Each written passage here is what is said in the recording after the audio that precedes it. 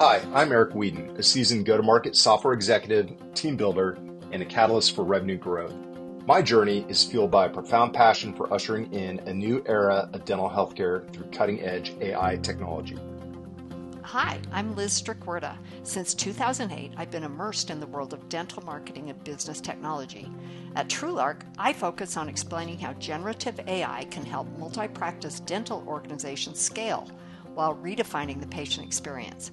Together, we welcome you to Navigating DSO Innovation, where we have unfiltered conversations with dental leaders and discuss how they are using tech to win in this booming market.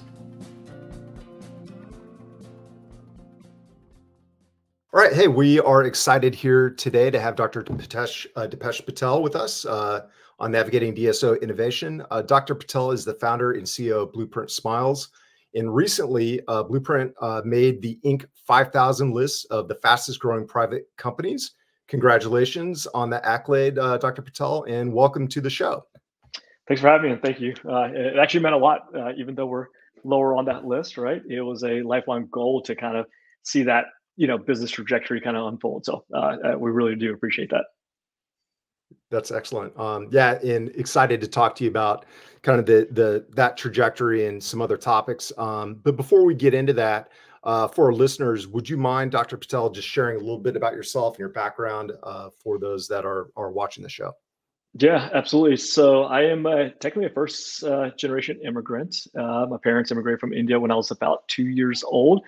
So in my immediate family, I was the first dentist in my immediate and extended family. So a lot of family doctors, a lot of people in the business side of things, but first dentist actually in my family. So it was weird how that kind of translated and why I went to dental school to begin with. But I graduated in 2012 from Nova Southeastern Dental School. I bought a practice pretty quickly out of school. It was, I think, in January 2013, I bought my first practice.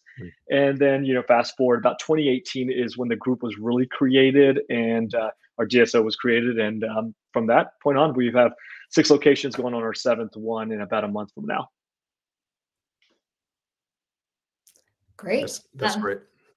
So touching on your history, I thought it was interesting that you graduated from dental school in 2012, and I guess in late 2023, you stopped practicing chairside. Is that correct? Yeah, so it was about, last year, 2023, I was down to about 2 days a week, and I knew it was slowly kind of creeping out of the chair. But as most people know that have actually done that jump from being a clinician to completely on the business side, it's a big financial hit, right? And so, I practiced a good 10 years and did everything I wanted to do in dentistry. So it took me a little bit longer to get out of the chair than I probably needed to do.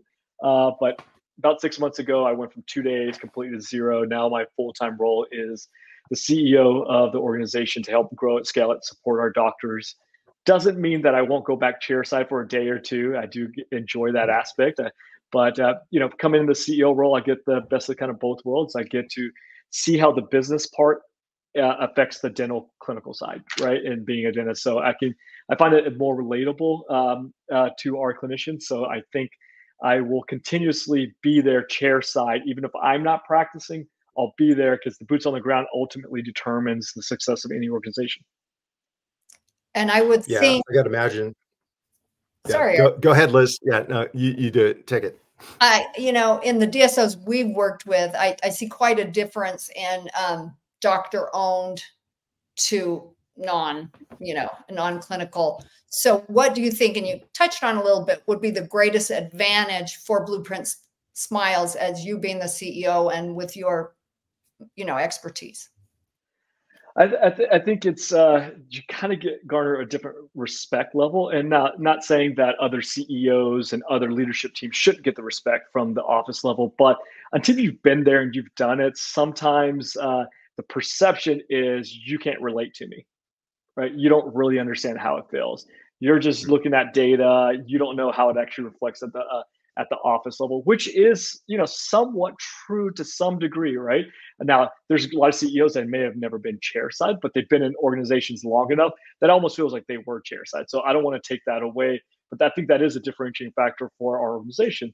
Myself and our COO and Chief Dental Officer, Dr. Ravi Patel, We're both practicing dentists, and we are still chairside. So when a doctor, or we were chairside, but when a doctor asks about anything from composites to patient behavior, we're not that far off from that, right? So we could be a little bit more relatable. The stresses that they're kind of going through, whether it's financial, student loans, dealing with teams or patients, we've been there because we've dealt with all of these things. So I think that does give us some form of advantage. But then again, a lot of great leadership and CEOs and COs, they come from a business background. I didn't come from a business background, so inherently I've had to learn that on the other end.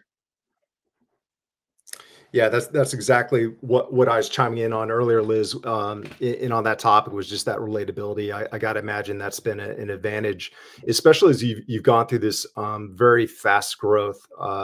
Can you maybe share a little bit about what set you up for success to grow the way that you did, and maybe a little bit about why Blueprint is unique, and some of the things that you've learned along this journey?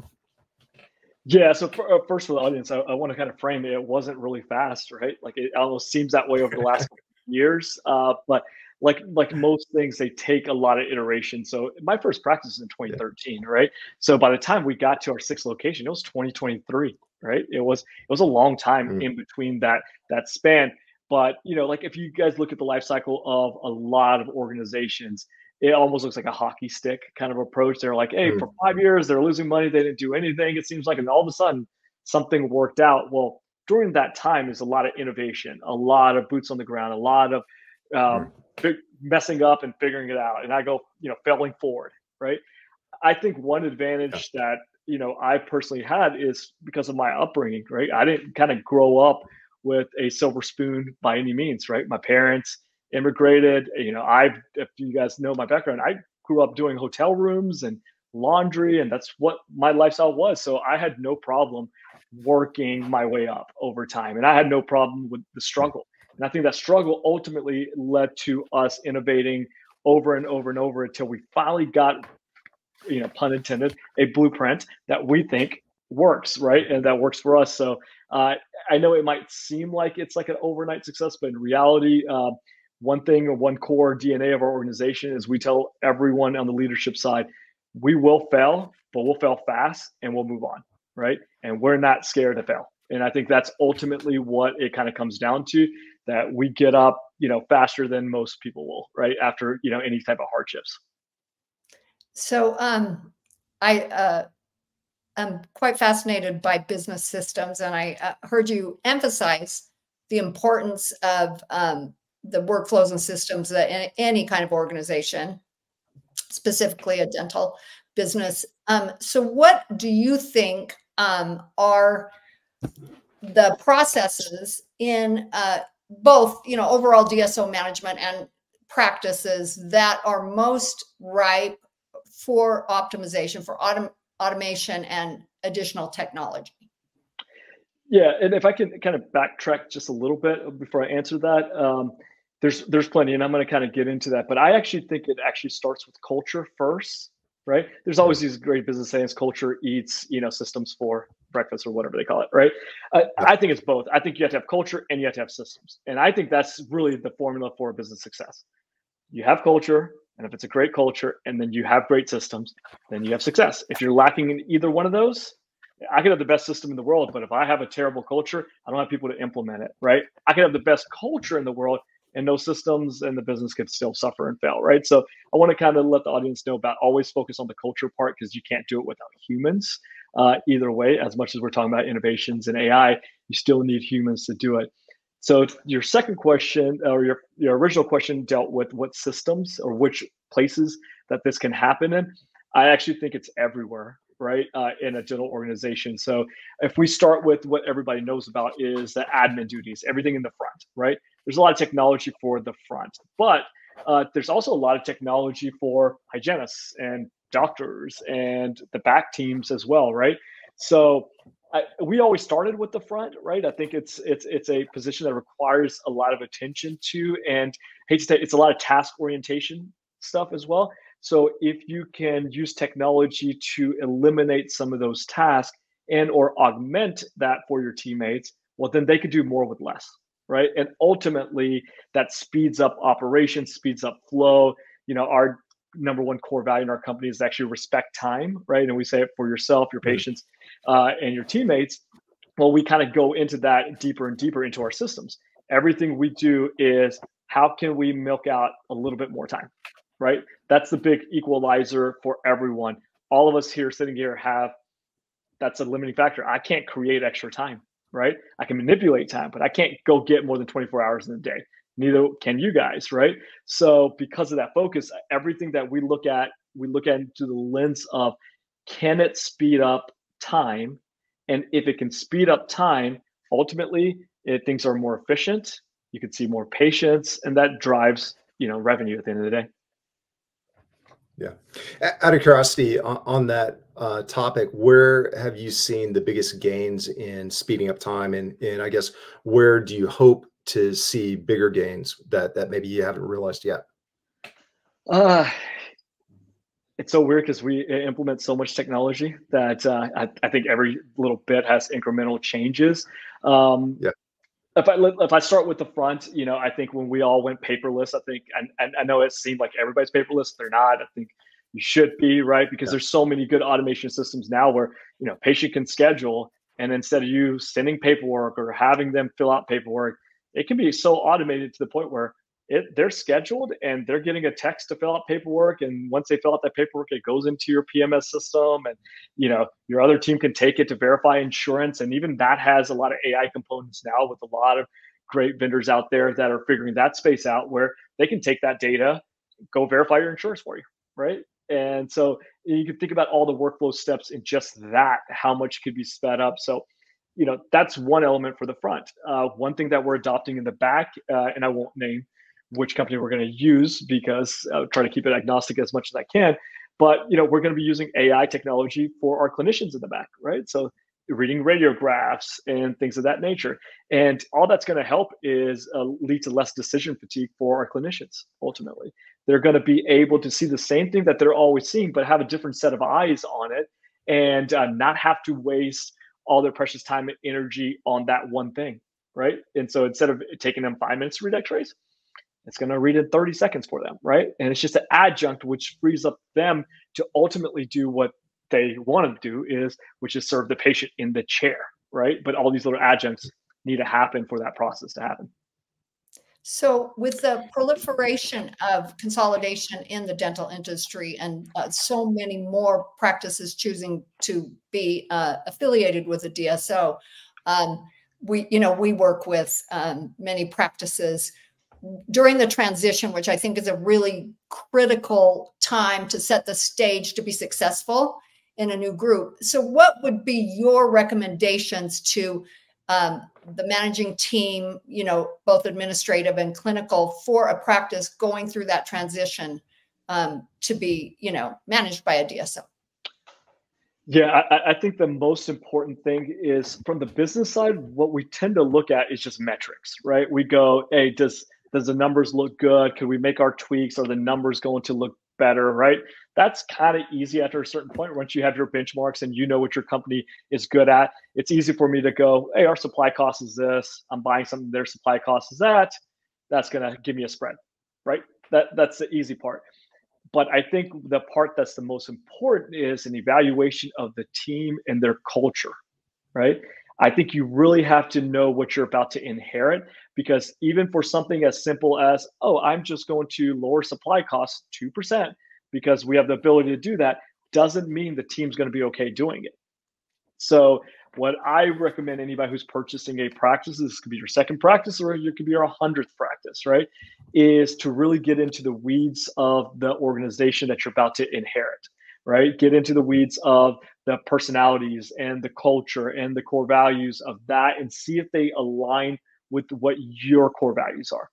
Because, for example, if our core values are all about time, teamwork, accountability, and we have 5 of them, but let's say those 3 I'm kind of focused on, and I interview an office that we're going to take on, and they haven't done anything to stay with the times, for example, right? Evolve with the times. Well, that's going to be a big friction point for me. Or let's say every single person on the team was on their own individual bonus system. Well, we have group bonus systems. Well, that's not going to fit our other core value, meet a week, because I'm going to go in and have to take that apart. I'm going to go, Betty in the front, you're not going to have your own individual bonus system. You're going to have the same one as Susie and Dr. John in the back, right? And so I think we have to dive into knowing that if what we're inheriting or buying, is it going to fit what we already kind of believe in? And if not, the numbers could look great on paper. It might not be the right practice to buy, right? Or if you're on the other end, if you're trying to affiliate with an office organization like ours or a bigger DSO or group, these are things that you want to check out, right? The numbers are one thing, but then afterwards, what is it going to look like post, right? Our organization, for example, we're 4 days a week and every other Friday, right? So we're Monday to Thursday, 8 to 5, and then we're open every Friday, but that's when we have 2 doctors at least, right? So they alternate. So do all the teams, all the assistants alternate, all the hygienists alternate, all the fronts alternate. So everyone in our organization gets every other Friday off. And the Fridays they work are half days, right? So if you're accustomed to that kind of lifestyle, if you have a private practice, well, don't sign up with a DSO that may tell you that we do 8 to 5, Monday to Friday, and some Saturdays, or we do staggered hours, 7 a.m. to 7 p.m. some days. That may not fit the values that you're looking for. Even if they can give you a higher price tag, it might not be something you want to live in afterwards. So on both sides of it, I think that alignment has to be there. And if the alignment's there, I think it turns into a very successful relationship. Out of curiosity, do you find that process of learning if there's alignment or not fairly templatized and straightforward, or is each case different to get to the truth and get to alignment? And is it just spending time with people and interviewing, or what tactics, I guess, or strategies could you share with others that might help them seek alignment and realize it? It's always really tricky, right? Because usually if somebody's trying to sell their practice, they don't want their team knowing that they're trying to sell it, right? So the owner doctor doesn't want you to have access to the team. So then in that regard, I'm interviewing the doctor a whole lot more, right? Whoever's trying to sell, right? And I'm diving deep into it. At the end of the day, numbers don't really lie, right? And so like we're talking about like team versus individual bonuses. Well, I'm going to get a payroll sheet, right? And I'm going to know how they're paid ahead of time. And I got to see if that's in alignment as well. So I would ask question after question until you get to the answers about their teammates, right? That you need to get to. Now, it's great when they allow you to talk to the team. So if they allow you to talk to the team, then yes, interview them. But interview them like you're interviewing somebody else to come join your current office, right? To see if they're a good fit. Like for us, we interview based on our 5 core values. And then we also interview on what we call, our 5-star team member. We call it a high 5 document, right? And it's ambitious, upbeat, reliable, humble, smart. These are the things that we look for. So when I'm interviewing people, I need at least 4 of those to fit, right? If 4 isn't going to fit, they're most likely not going to probably survive in our organization. There's going to be too much conflict. We're going to be, and it's not fair to them, and it's not fair to us and the rest of the team. So they're probably just not going to be a good fit. So these are the tactics that we kind of look at when we're evaluating a practice or, evaluating any teammate to come join our organization. Do you see any change in employee retention and turnover from when practices, come into your DSO or others that you've, seen in the industry? What's been the trend there? I think it's extremely high, right? I think it's extremely high because of what we're just talking about, right? Because it's hard to dive into all these elements. Now, I think you see more consistency if there's like a partnership, right? Like we're a partnership group. So if it's a partnership, you get a little bit more alignment because that doctor's coming over. They're going to stay on board. You're going to keep their team on board. So the leader of that organization is probably still sticking around with you. Now, if you're acquiring a practice where the doctor's retiring, that's where I see the biggest turnover of teams, right? Because now a different leader is going in. We may be part of that leadership team. We're going in, we're making some changes, and the other team got used to certain habits, right? And not everybody likes change. Most people do not like change, right? So as a result, we do see a higher turnover when that happens. Honestly, that's why, we're actually more of a de novo model than acquisition now, right?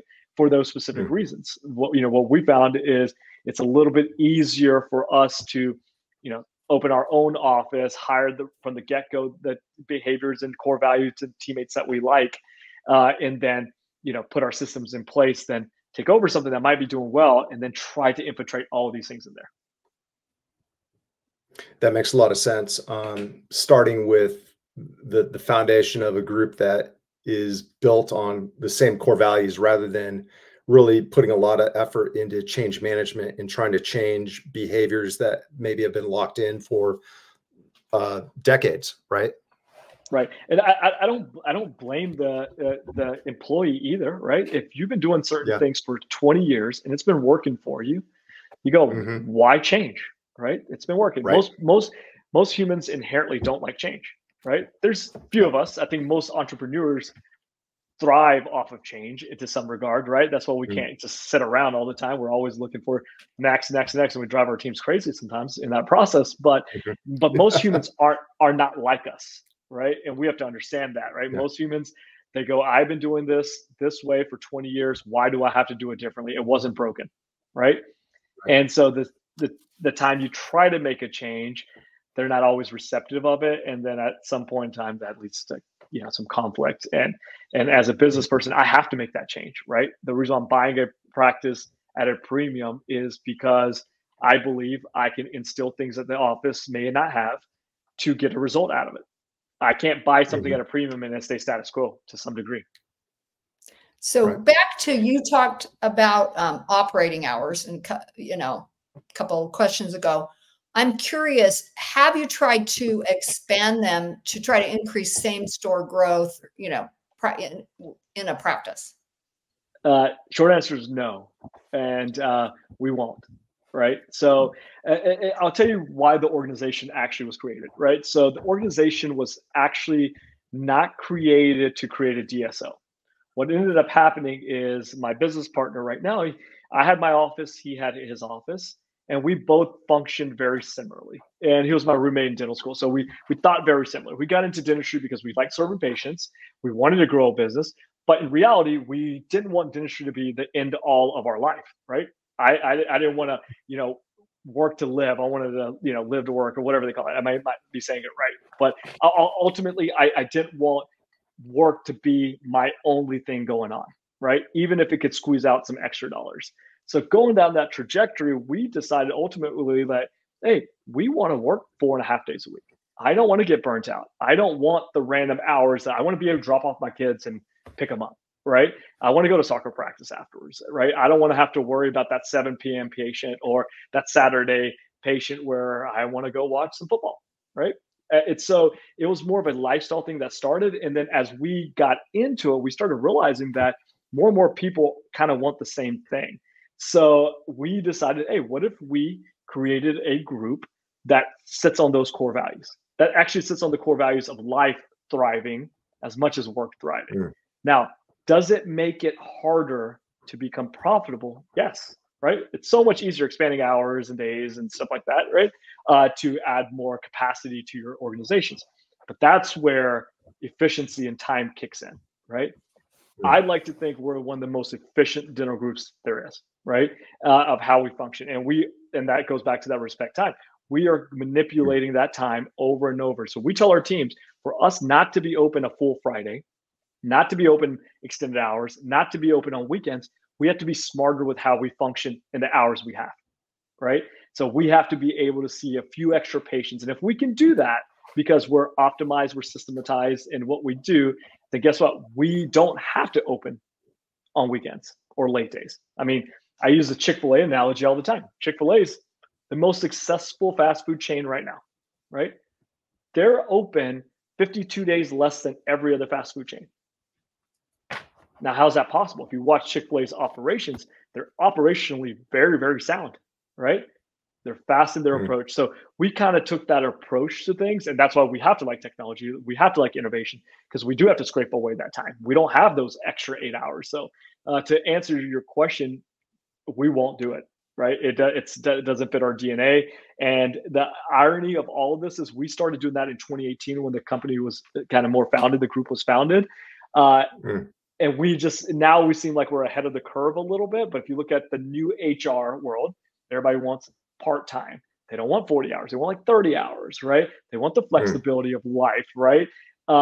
We already have built that into our DNA, right? So for us, recruiting became a little bit easier when the world was kind of changing on the HR front, because we essentially are a private practice field with all the DSO support, right? And not the DSO hours. So we just took the best of what's best in private practice that people love, what's the best that DSOs do that people love, got rid of the worst that both sides do, right? Now we can't be good at everything. And we go, can we fit that into a model and still be successful? And I think we're starting to prove that out a little bit now. Sounds like an incredible place to be part of. I mean, I'm biased, right? But I think I think ultimately our providers, our teammates, they're all really happy. And our vision, if you look at our vision statement, it actually doesn't say to be the biggest or the most profitable. It literally says we want to have the happiest. We call it people service organization because we're in the job business of serving our people and they serve our patients. So we say we want to be the happiest PSO in dentistry. And happiness can be quantified. I know people have fought me on that, but there's all kinds of books about happiness and what that can actually lead to in organizations. So well, I want a 4-day work week for sure. Well, I think we should have you back and get a little bit more into that topic. I think that's a good one to explore. Yeah. Yep. So we appreciate you being here. Anything else you'd like to share with our listeners about Blueprint Smiles or, all your adventures you're involved in? No, I mean, I guess the biggest thing is, everybody always talks about following purpose, right?